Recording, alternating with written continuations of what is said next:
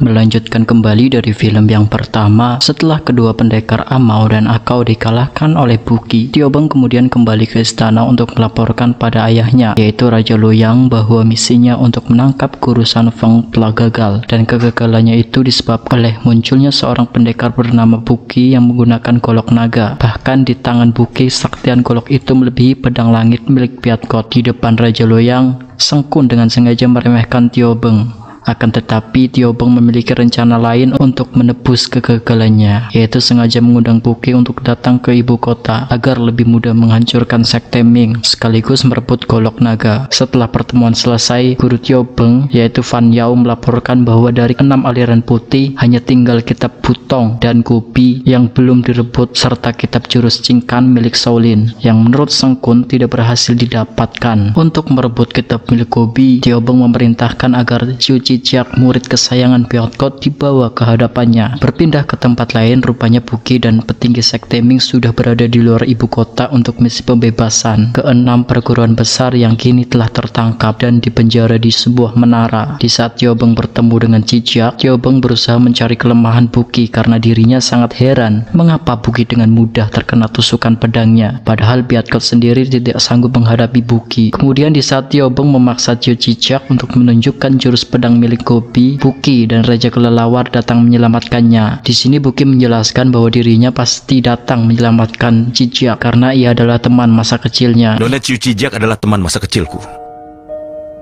Akan tetapi saat akan membawanya pergi, Qiu Cicak langsung menolak karena dirinya mencemaskan gurunya. Pergilah. Aku harus tetap di sini. Mendengar jawaban itu, Buki dan Raja Kelelawar akhirnya pergi sambil dikejar dan diserang oleh Fan Yao atas perintah dari Putri Tiobeng. Setelah pertarungan singkat itu selesai, terungkaplah sebuah rahasia bahwa Fan Yao sebenarnya adalah anggota sekte Ming yang menyusup ke dalam pemerintahan atas perintah dari ketua sekte terdahulu. Fan Yao, utusan kanan sekte Ming, aku telah menyinggung ketua. Namun, setelah mengetahui bahwa Seng Kun telah menghasut raja agar semua aliran dihancurkan, Fan Yao akhirnya memutuskan untuk menyusup lebih dalam dan bersekutu agar bisa menyelidiki mereka secara diam-diam. Ia juga menjelaskan bahwa kini ke-6 perguruan besar telah terkena racun pelemah tubuh yang penawarnya dipegang oleh Han Chi dan Hu Chi. Karena mengetahui kelemahan mereka, Fan Yao akhirnya menggunakan siasat untuk merebut penawarnya dengan cara menjebak mereka menggunakan arak dan wanita yang kemudian digunakan untuk memaksa mereka agar membebaskan istri dan juga anak Fan Yao, yakni Piatkot dan Qiu Cicak. Padahal semua itu hanyalah kebohongan belaka. Di saat yang sama, Buki dan Tiobeng bertemu di suatu tempat untuk membicarakan sesuatu. Di sana, Tiobeng mengatakan bahwa sebenarnya dirinya tidak ingin berselisih dan akan melepaskan ke-6 perguruan jika Buki mau membujuk mereka agar tunduk pada kerajaan. Akan tetapi, karena Buki tidak mau, Tiobeng malah menggoda Buki dengan mengatakan isi hatinya. Setelah itu, Tiobeng menagih janji dari 2 janji yang tersisa, yaitu meminta agar dipinjamkan golok naga walau hanya 1 jam. Tiobeng menjelaskan pada Buki bahwa menurut legenda di dunia persilatan terdapat rahasia besar di kedua pusaka itu yang sampai saat ini baik Piatkot ataupun Raja Singa Emas belum berhasil menemukannya. Kini pedang langit ada padanya dan golok naga ada pada Buki. Maka dari itu menurut Tiobeng kesempatannya dan Buki untuk mencari rahasia itu. Akan tetapi walaupun sekarang golok naga ada pada Buki, dirinya harus meminta izin terlebih dahulu pada Raja Singa Emas. Kau berjanji akan melakukan 3 hal untukku. Pinjam golok pembunuh nagamu dan mempelajarinya selama 2 jam. Berpindah ke dalam menara, Han Chi ternyata masuk perangkap Fan Yao dengan mempertemukan Piatkot dan Cicak. Namun di dalam penjara itu, Piatkot justru melakukan hal tak terduga, yaitu menyerahkan jabatan ketua Gobi pada Qiu Cicak. Akan tetapi sebelum jabatan ketua itu diserahkan, Piatkot meminta Qiu Cicak agar bersumpah, yakni jika dirinya di kemudian hari jatuh cinta pada Buki, apabila sampai menikah, maka Buki tidak akan dikaruniai seorang anak, serta hidupnya akan sengsara. Kemudian, setelah Cicak resmi menjadi ketua, Piatkot lantas memberitahukan rahasia dari perguruan Gobi, yang ternyata bukanlah sebuah jurus atau kitab, melainkan sebuah rahasia besar dari pedang langit dan golok naga. Di saat Han Chi lengah karena seorang wanita, Fan Yao berhasil merebut obat penawar racun darinya, yang kemudian diberikan pada semua tahanan, termasuk Piatkot dan Cicak. Cijak. Akan tetapi baru saja berhasil menyelesaikan tugasnya, pasukan kerajaan yang dipimpin oleh kakak dari Tiobeng datang langsung dan memerintahkan agar membakar menara, termasuk semua orang yang ada di dalamnya. Karena bagian dasar menara sudah terbakar, semua orang hanya bisa melarikan diri dari atas, yang mana pasukan panah sudah siap menyerang. Dan akibat serangan panah itu, Hanji tewas seketika. Di saat api hampir sampai di bagian atas menara, Buki datang sambil memberi ide bahwa dia akan menurunkan mereka satu persatu menggunakan jurus memindahkan langit dan bumi. Sementara para petinggi sekte Ming lainnya berusaha melawan para pasukan untuk mengalihkan perhatian. Sayangnya, di saat tinggal 2 orang lagi yang belum diselamatkan, yaitu Biatkot dan Liu, mereka malah bertarung di udara yang membuat mereka berdua sama-sama tiada. Setelah ke-6 perguruan berhasil diselamatkan, Tiobeng langsung dimarahi oleh ayahnya karena semua rencananya telah hancur dan sia-sia. Sebagai hukuman atas semua kegagalannya, Raja Luoyang akhirnya menyerahkan semua kewenangan Tiobeng dan hak istimewanya kepada Sang Kun. Bahkan Tiobeng dilarang ikut campur lagi. Malam harinya di saat Tiobeng bersedih, Buki ternyata datang menghiburnya, sekaligus untuk menepati janji keduanya dengan akan membawa Tiobeng pergi bersamanya untuk bertemu Raja Singa Emas di Pulau Es untuk meminta izin agar golok naga dipinjamkannya. Mendengar jawaban Buki, kesedihan Tiobeng seketika menghilang dan kembali menjadi ceria, terutama saat Buki peduli padanya di tengah cuaca dingin. Padahal di saat mereka sedang menghabiskan waktu berdua, satu wanita yaitu Xia Chao menjadi bersedih karena sebetulnya Xia Chao sudah lama menyukai Buki. Di saat yang bersamaan, Tiobeng dan Buki mendengar sebuah suara yang merupakan kode milik perguruan Gobi. Karena penasaran, mereka berdua memutuskan untuk melihat ke sana, yang mana di tempat itu ternyata sedang terjadi perselisihan antara Cijak dan Minting, kakak seperguruannya. Karena Tiobeng tahu bahwa Cijak akan kalah, Tiobeng memutuskan menolongnya dengan cara menyuruh Buki untuk jadi pendekarnya dan mengalahkan semuanya. Kemudian memaksa Cijak agar dirinya bersedia meminum racun yang ditukar dengan kebebasan. Ini pil 7 serangga dan bunga mematikan. Jika Ketua Ciu menelannya, aku akan lepaskan semua. Lepaskan mereka. Pagi harinya setelah Cijak sadar, dirinya sudah ada di perahu bersama dengan Tiobeng, Buki, dan juga Xia Chao. Karena sebetulnya kejadian semalam hanyalah sandiwara dari Tiobeng agar mereka berdua tidak terkesan ikut campur yang akan menambah kesalahpahaman. Dan berhubung Cijak saat ini menolak untuk pulang, maka Buki sekalian mengajaknya untuk menemui Raja Singa Emas di Pulau Es. Begitu mereka berempat sampai, dari kejauhan terdengar teriakan dari Raja Singa Emas yang kini terikat. Namun di saat Buki akan menolongnya, ternyata itu bukanlah Raja Singa Emas, melainkan 3 pendekar tangguh yang menyerang Buki atas perintah dari seorang wanita yang ada di sana. Di saat Buki kewalahan dan meminta golok naga, tanpa disangka Xia Chao justru mengkhianatinya dan pergi menemui wanita tadi yang ternyata adalah ibunya sendiri. Rupanya ibu Xia Chao adalah seorang gadis suci, sekaligus salah satu dari 4 raja penjaga milik sekte Ming yang dijuluki Raja Naga Hijau, yang kini dilindungi oleh 3 pendekar utusan dari sekte Ming. Dan ketiga senjata aneh milik mereka itu bernama senjata api suci, pusaka terkuat milik sekte Ming yang sudah lama menghilang.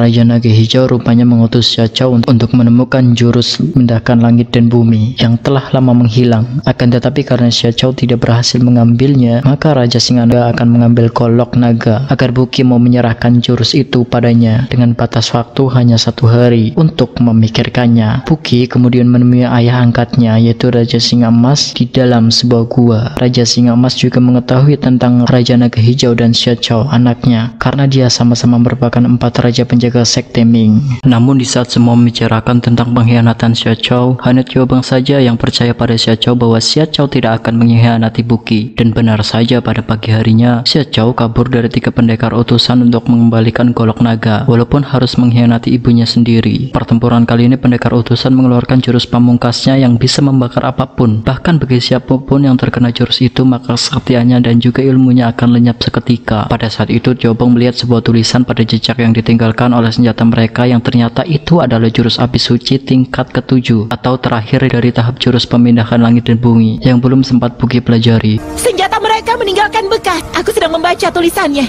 Maka dari itu Tiobeng membantu membacakannya. Untuk kiri bidik ke depan, untuk kanan ke belakang. Saat 30% palsu, 70% asli. Saat tidak terjadi apa-apa, sesuatu akan terjadi. Dan begitu Buki selesai menguasainya, dia langsung memakainya untuk mengalahkan ketiga pendekar walaupun Cicak tanpa sengaja terkena lemparan senjata yang membuatnya langsung terluka. Begitu Xiao berhasil diselamatkan, Tiobeng langsung meminta izin pada Raja Singa Emas tentang niatnya untuk mencari rahasia yang tersimpan pada pedang langit dan golok naga. Raja Singa Emas tentunya setuju dan bersama-sama mencari rahasianya walaupun sampai saat ini belum berhasil menemukannya. Pada malam harinya terdengar suara telepati dari Raja Naga Hijau yang membuat Xiao khawatir. Rupanya jika gadis suci gagal dalam misi, maka dirinya akan dibakar hidup-hidup oleh api suci sebagai aturan dari sekte. Untuk menolong Naga Hijau, Buki dan Xiao berniat pergi menemuinya. Sementara Tiobeng diminta oleh Buki untuk menjaga Singa Emas berikut pedang langit dan golok naga. Walaupun Buki sudah berusaha menolong, ternyata ritual itu hanya bisa dihentikan dengan satu cara. Maka dari itu Xiao akhirnya mengorbankan diri dengan menggantikan ibunya untuk menjadi gadis suci agar hukuman ibunya bisa dibatalkan. Xiao menjelaskan jika ia sebetulnya mengetahui betul jurus memindahkan langit dan bumi. Akan tetapi demi kedamaian semuanya, dirinya memilih untuk tidak memberikannya walaupun harus mengorbankan diri. Ia tidak bisa ikut lagi dengan Buki karena jika sudah menjadi seorang gadis suci selamanya tidak boleh berhubungan dengan seorang pria, bahkan tidak boleh pergi kemanapun selamanya. Sebelum berpisah dengan Buki, Xiao mengutarakan isi hatinya termasuk dukungannya kepada Nona Tiobeng karena menurutnya jika Buki bersama dan menikah dengan Tiobeng yang ternyata begitu pintar dan baik hati, maka hidup Buki akan bahagia. Setelah aku pergi, kau masih punya Tuan Putri. Dia sangat cerdas. Jika dia ada di sisimu, tidak akan ada yang berani menyakitimu. Malam harinya setelah kepergian Xiao, Singa Emas, Buki dan Tiobeng meminum-minum dari perbekalan dan arak yang telah disiapkan oleh Xiao. Sampai-sampai mereka bertiga tidak sadarkan diri. Dan setelah Buki siuman, dirinya terkejut ketika sadar bahwa Singa Emas dan Tiobeng sudah tidak ada, termasuk juga pedang langit dan golok naga. Akan tetapi Cicak ditemukan selamat di sana dan langsung disembuhkan oleh Buki. Cicak menceritakan bahwa Tiobeng sebetulnya sangat licik karena menaruh obat di dalam minuman, dan setelah semuanya pingsan, dia membawa semuanya ke atas perahu kecil. Sedangkan dirinya yang saat itu pura-pura pingsan menunggu saat yang tepat untuk kabur dengan terjun ke laut hingga terbawa arus sampai ditemukan oleh Buki. Setelah keadaan Cicak sedikit lebih baik, dirinya tiba-tiba mengutarakan perasaannya pada Buki yang membuat dirinya dan Buki langsung menghabiskan waktu berdua di tengah cuaca yang dingin. Singkat cerita, Buki dan Cicak akhirnya kembali ke sekte Ming dan memutuskan akan segera menikah dalam waktu dekat. Cicak kemudian bercerita pada Buki bahwa saat dirinya diangkat menjadi ketua, gurunya memberikan kitab jurus kopi yang sampai berbulan-bulan ini belum bisa dikuasai karena dirinya tidak mempunyai tenaga dalam yang kuat. Maka dari itu Cicak meminta Buki untuk membantunya menyalurkan tenaga dalam agar itu bisa segera dikuasai. Nanti akan kusalurkan tenaga dalamku. Dalam 7 hari kau akan bisa meningkatkan kekuatan. Beberapa saat kemudian, tepatnya di perguruan Gobi, tiba-tiba muncul dan menantang siapapun bertarung, dan dari pertarungan itu Ming Ting tewas seketika. Kemudian di saat meneruskan pembantaian itu, Cicak datang menghabisinya, dan Cicak datang dan menghabisinya dengan jurus yang sama. Sehingga cerita pada saat hari pernikahan, di saat akan berlangsung nikah, Tiobeng tiba-tiba muncul sebagai tamu tak diundang yang mengejutkan semua orang, dan tujuannya datang ke sana adalah untuk menagih janji yang ketiga pada Buki, yaitu dirinya melarang Buki untuk menikah dengan Cicak. Tio Buki, kau berjanji akan melakukan 3 hal untukku. Ku melarangmu menikahi Ciu Cicak. Saat itu Buki sempat menolak permintaannya. Buki akhirnya terpaksa menurut, yang membuat Ciu Cicak sangat marah. Walaupun Cicak sudah melarang, Buki akan tetap menyelesaikan urusannya dulu dengan Putri Tiobeng dan akan kembali untuk menebus kesalahannya. Aku, Ciu Cicak, dan Tio Buki telah putus untuk selamanya. Di sini Tiobeng menjelaskan tentang semua yang terjadi sebenarnya. Saat itu ketika di Pulau Es dan Api, sebetulnya Ciu Cicak hanya berpura-pura terluka dan memasukkan racun ke dalam arak hingga mereka bertiga tidak sadarkan diri. Kemudian setelah keadaan aman, Cicak mengambil pedang langit dan golok pembunuh naga untuk mengetahui rahasianya. Jadi rahasia perguruan Gobi yang dikatakan oleh Yatkot sebelum dirinya meninggal adalah cara menyatukan pedang langit dan golok pembunuh naga. Kemudian setelah keduanya disatukan dan diputar 3 kali, akan keluar beberapa kitab jurus sakti. Salah satunya kitab jurus 9 matahari. Saat itu terjadi, Tio Beng tersadar dari pingsannya, dan karena tidak bisa berbuat apa-apa, dirinya terpaksa melompat ke laut dan kembali ke ibu kota untuk menghubungi Fan Yao agar memata-matai semua gerak-gerik cicak. Jurus yang dipelajari Ciu Cicak adalah jurus terlarang bernama cakar tulang putih. Untuk menguasainya, Cicak menipu Buki waktu itu untuk menyalurkan tenaga dalam, dan begitu Cicak berhasil menguasainya, Cicak mengajak dan menyuruh untuk menghabisi Ming Ting agar posisi ketua Gobi bisa diduduki dengan tenang. Nah, jurus cakar tulang putih adalah jurus yang dahulunya pernah dipelajari oleh Me Chao Feng. Pada akibatnya ia diusir oleh gurunya sendiri, yaitu Sesat Oi, dalam series Legenda Pemanah Raja Wali yang pertama.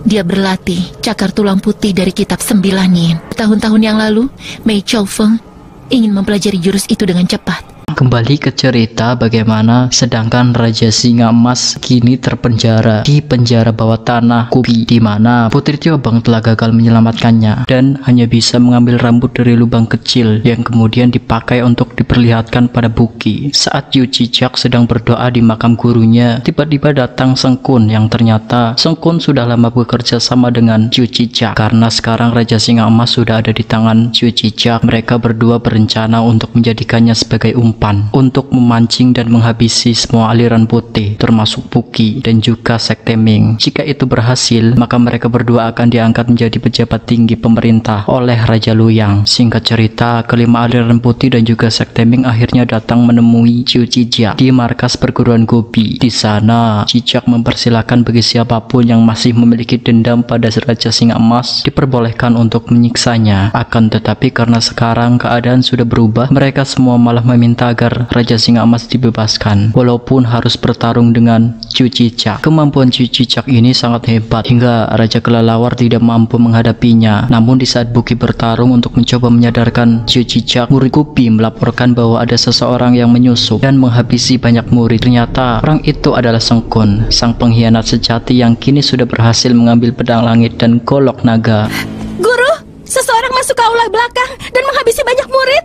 Bahkan dia juga sudah menguasai 70 kitab Shaolin dan jurus Jingkan yang membuat Ciu Cicak dikalahkan dengan mudah hingga terluka parah. Dengan memiliki 2 pusaka sakti dan jurus Jingkan serta dukungan pemerintah, Seng Kun berambisi menguasai dunia persilatan dengan menghabisi Buki sebagai langkah awal. Namun di saat Buki bertarung dan terlihat kerepotan, muncul 3 pendekar utusan yang memiliki senjata api suci, mampu mengimbangi pedang langit dan golok naga. Rupanya mereka bertiga dari Raja Naga Hijau datang atas perintah dari gadis suci untuk menyerahkan senjata api suci kepada Buki. Ketua Tio, gunakan saja kekuatannya. Tidak hanya itu, pasukan kerajaan juga kini tidak menurut karena mereka lebih setia pada Tio Beng. Setengah pasukanmu masih setia kepada Tuan Putri mereka.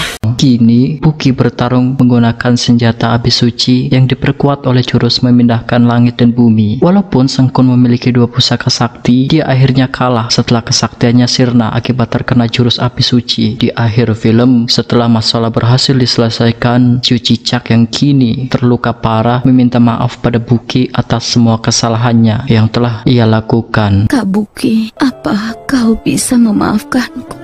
Bahkan sebelum Ciu Cicak tiada, dirinya berpesan dan menyerahkan giok pemberian Buki pada Tio Beng agar Buki menikah dan bahagia bersamanya. Tentunya bersama dengan Tio Beng, wanita yang selama ini sudah rela berkorban banyak serta mencintai Buki dengan tulus.